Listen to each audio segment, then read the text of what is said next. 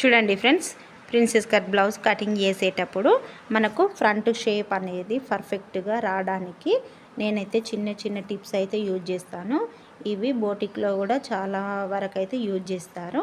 ఇలా నేను చెప్పిన ప్రకారంగా మీరు టిప్స్ అనేటివి యూజ్ చేసుకుంటూ మీరు కటింగ్ చేశారంటే మీకు బ్లౌజ్ ఫిట్టింగ్ అనేది పర్ఫెక్ట్గా వస్తుంది. చాలా తేడానైతే తెలుస్తుంది. అందరూ కటింగ్ చేస్తారు. ఎవరికి తెలిసిన మెథడ్లో వాళ్ళైతే కటింగ్ చేస్తారు. ఎవరి పద్ధతి వాళ్ళది.